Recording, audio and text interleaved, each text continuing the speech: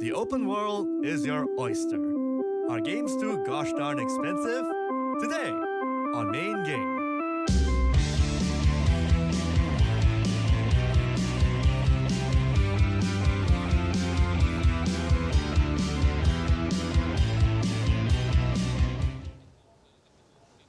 Hello and welcome, fellow gamers, to another awesome open-ended episode of Main Game, where the sky can be the limit. I'm your host, Ifa Hazim. And I'm your co-host, Lewis Larkham, ready to talk about games where you can climb a mountain within your field of view. Whether it's a sci-fi title with ships galore to pilots or a fantasy odyssey featuring a boatload of dragons, giants, and magical shouting. We also have another slice of Apa Gamers Mahu, or What Gamer Wants, where we ask the Malaysian public about important gaming topics. You'll find out about that soon enough. For now, let us head to our first section of Main Game, Lowdown.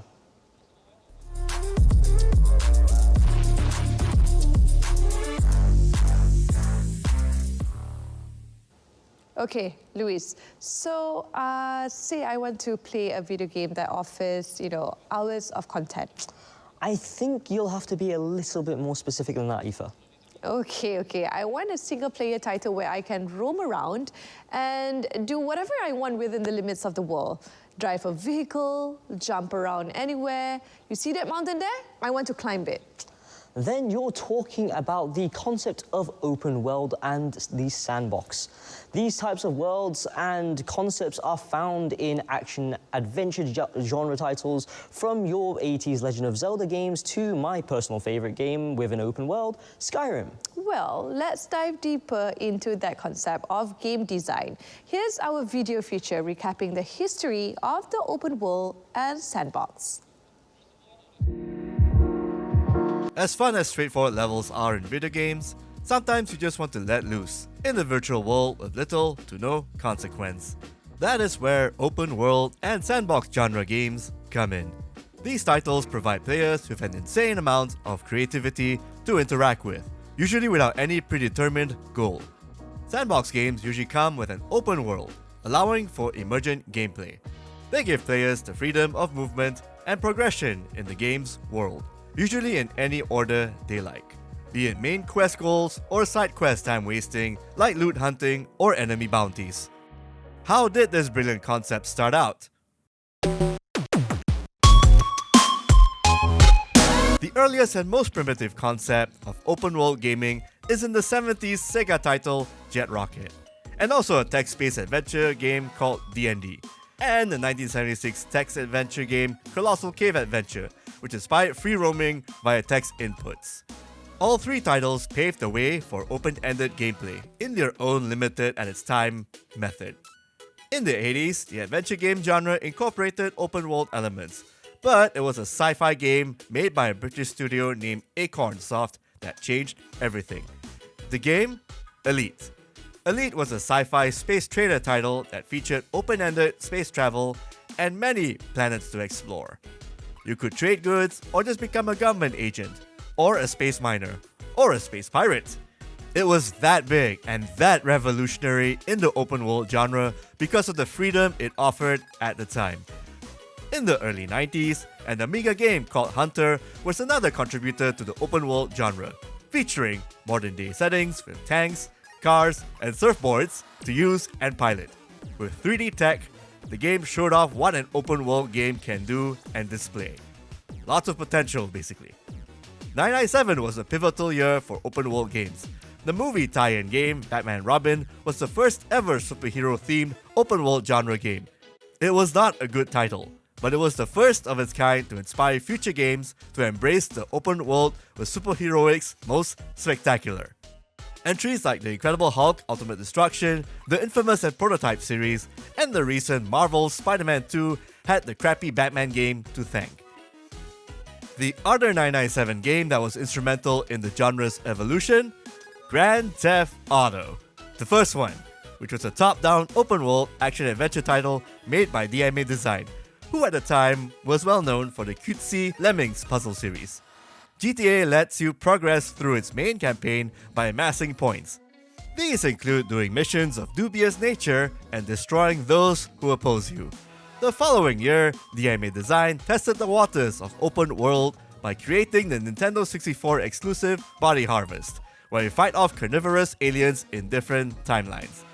Not the most Nintendo all-ages friendly title, but it set the precedence for things to come for the company, who eventually changed its name to a moniker we are most familiar with, Rockstar Games. In 2001, the open world game genre was revolutionized and standardized forever with the then exclusive PlayStation 2 title, Grand Theft Auto 3. With its past notoriety from its prequels, cementing its reputation as the game everyone must play, not to mention insane levels of marketing, GTA 3 was a hit. It not only looked great and featured a living, breathing Liberty City that was full of things to do, but also had the gameplay, mission variety, and charisma to back it up. Since then, all Grand Theft Auto games and its 2010 cowboy game counterpart, Red Dead Redemption, were held in the highest regard as the apex title in the open world game genre. A year later, after GTA 3, Elder Scrolls 3 Morrowind came into the picture and also championed and revolutionized open world computer RPGing in the first person and fantasy setting perspective. Morrowind was set in a more esoteric part of the Elder Scrolls titles and was more organic with its gameplay, quest design, and character building. So basically, the open world genre was popularized and made viable with both GTA 3 and Morrowind, two games in their third iteration from different developers who share the same ideal for open world spaces and limitless possibilities.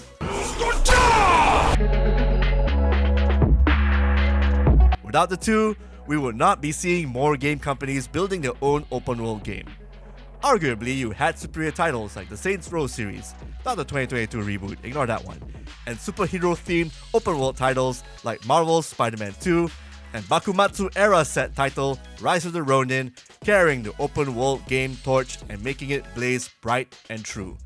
But all these newfangled titles, they are just eventual improvements and a natural evolution from the trendsetters, one from Bethesda who now owns the Fallout license, and the company formerly known as DMA Design, making video game history with the upcoming 6th GTA Mothership entry. And that was a lovely feature on open world in games. I do feel that we are missing some titles in that feature. Well, the open world concept had a lot of innovators and trendsetters, so it's really hard to nail down who else ended up as a pioneer. I did see the first Ultima game in that video and a little bit of Assassin's Creed. Perhaps we can cover each open world game franchise in great detail in the future, like maybe a Legend of Zelda spotlight or even an Assassin's Creed deep dive. Well, there's always main game Season 3 or even Season 4. You know who to call for that one though, Nintendo and Ubisoft. Okay, speaking of Assassin's Creed, I heard recently you can play the series for free on PlayStation Plus. Well, I mean, yeah, that's right. In addition to that stellar Ubisoft series, there are other open-world games where you can play with PlayStation Plus subscriptions like Ghost of Tsushima, Death Stranding, Marvel's Spider-Man Miles Morales, and Grand Theft Auto 5. Good thing these subscription services are still around. Games do get expensive when you buy them individually. That depends. When we come back, we'll be checking with the Malaysian public yet again to find out if that sentiment rings true. Don't go anywhere. We'll be right back after this commercial break.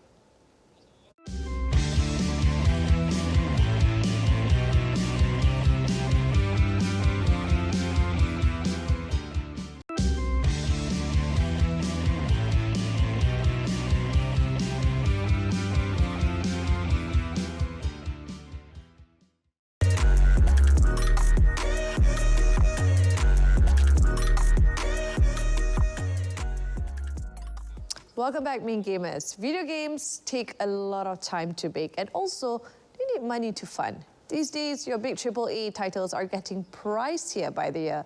Here's another segment of Apa Gamers Mahu or What Gamers Want as we ask random people in Malaysia this one breaking question. Are games too expensive to buy? Let's find out.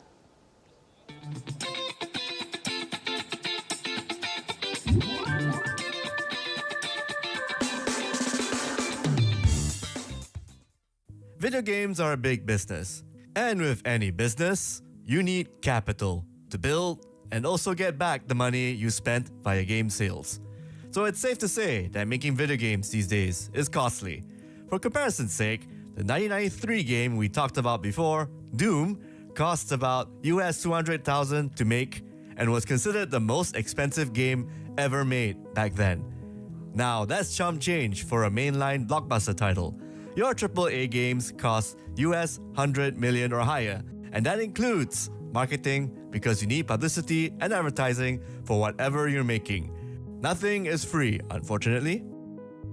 Even the games that are considered free at the start have ways to recoup costs, usually through the power of microtransactions. Some publishers can get greedy, where they charge you upfront for the game and then tempt you with additional microtransactions. But it doesn't change the fact that with high costs of making games equal prices getting higher. Though to be fair, a US 50 game back then in the 90s would cost US 80 plus now.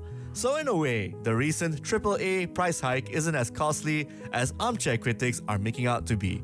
But let us hear it from the people, especially in a country where the exchange rate is, how shall we say, valued differently. Are games too expensive to buy these days in Malaysia? We asked a bunch of random Malaysians.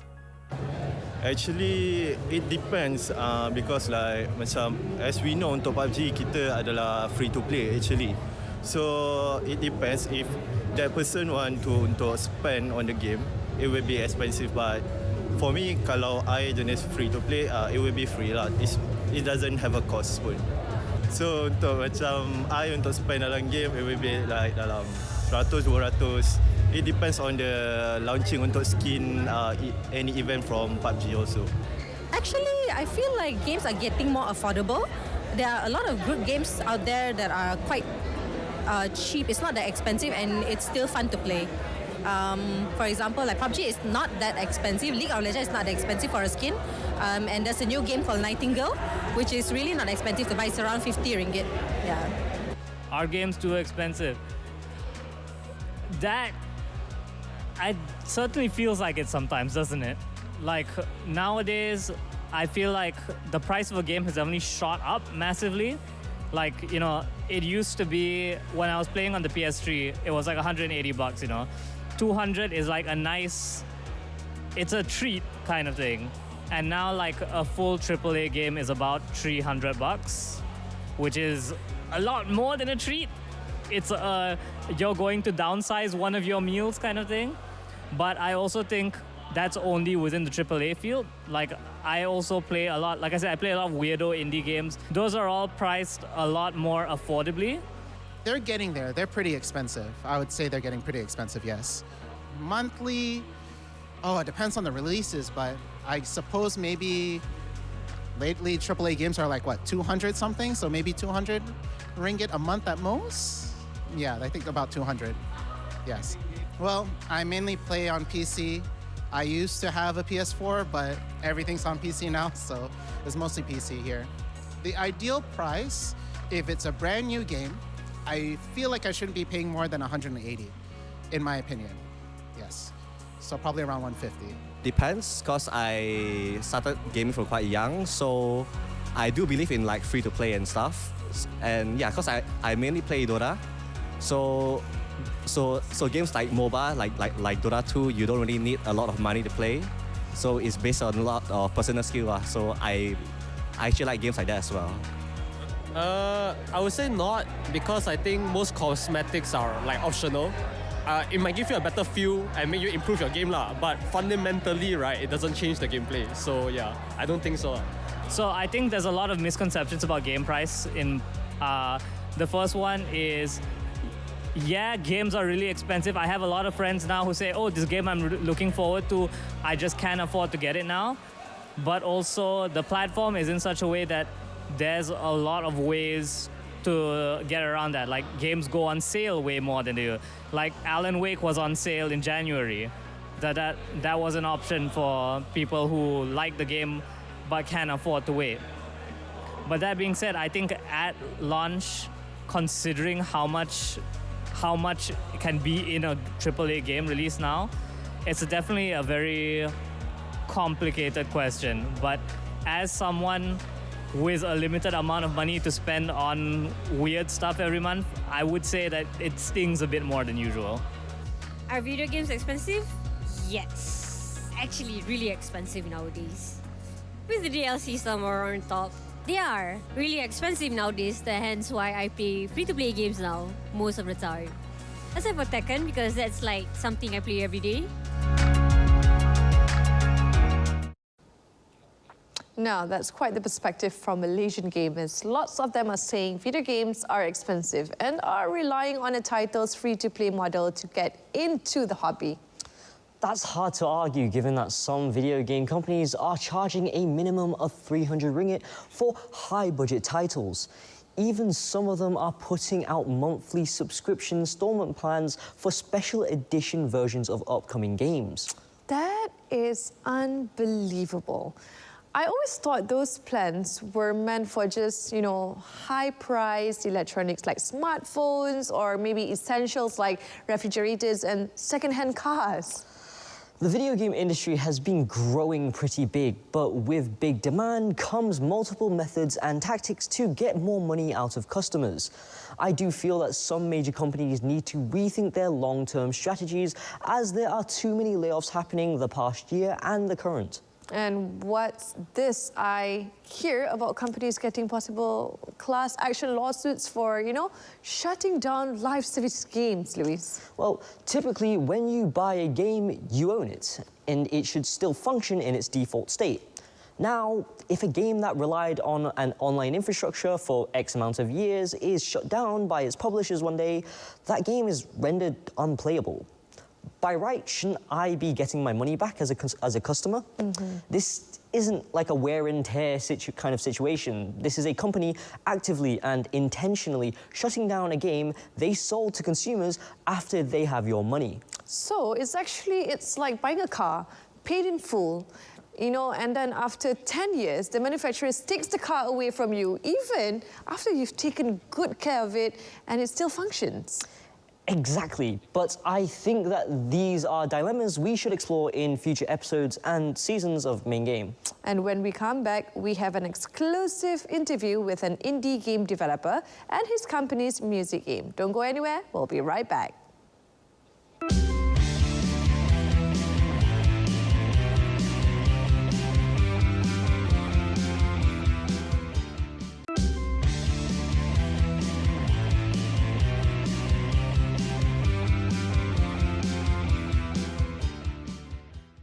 Welcome back to Main Game. Now, let's step away from the vast expenses of open-world gaming and pricey, bloated titles and head into the humbler side of things.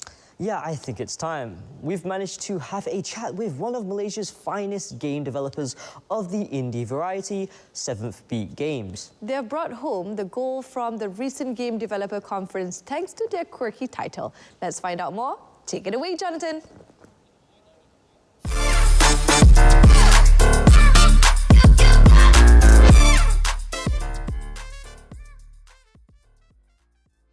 Rhythm games, while not as big as in the HD era of console gaming, are still here and there these days. They are even in video games you've been playing the whole time, just more of a side game diversion than a main hook. You'll be pleased to know that we have a fellow Malaysian and his team who won the prestigious Worldwide Gaming Award for an indie rhythm game title named Rhythm Doctor. Rhythm Doctor is a game where you save patients with the power of music and rhythm mastery, using one button to conquer musical obstacles. It is catchy, fun to play, and has great aesthetics.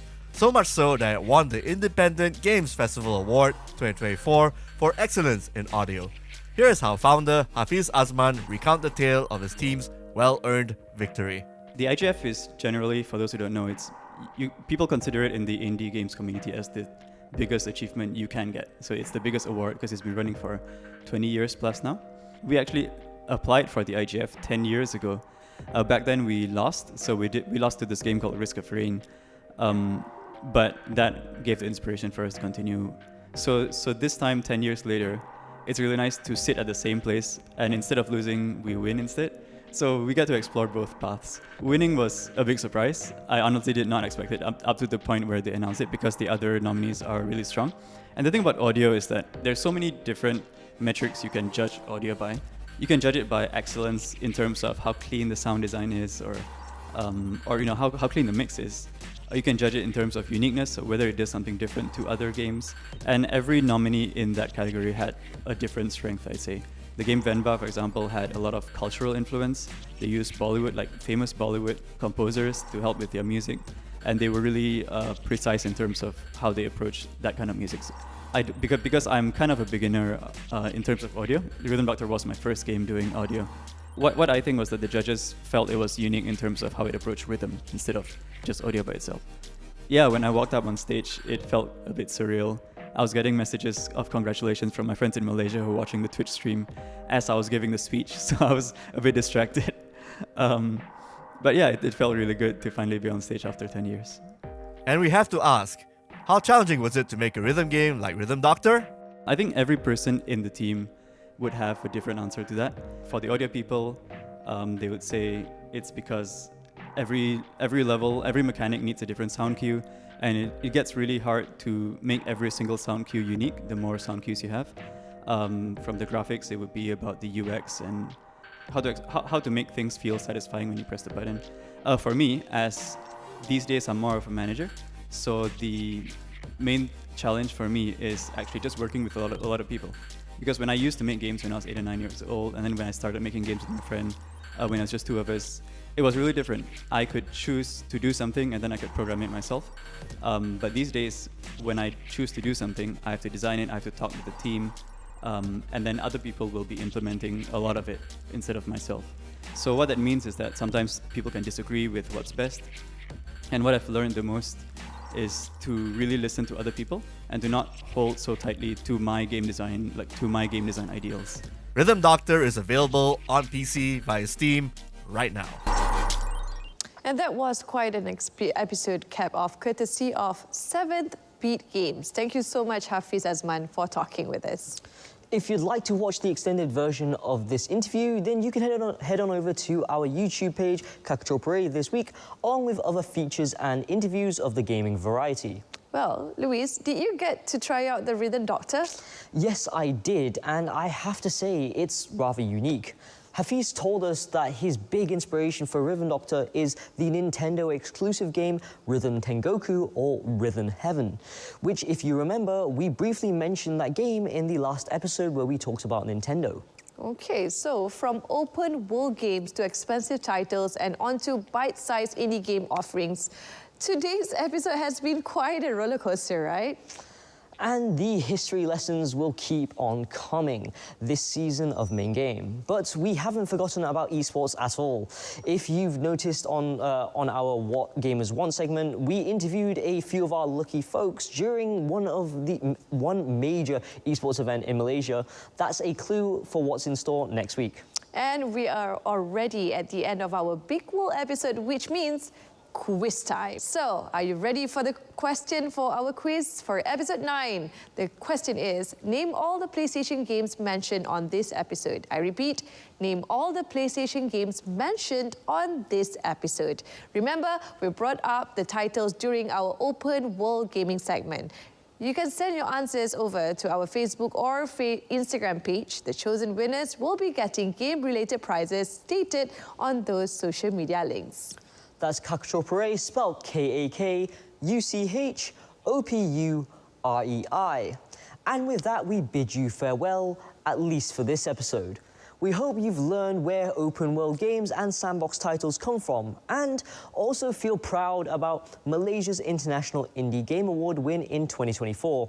I'm your co-host, Lewis Larkham. And I'm your host, Ifa Hazim, signing out. May you discover new horizons in your next free-form sandbox adventure. Goodbye. Bye-bye.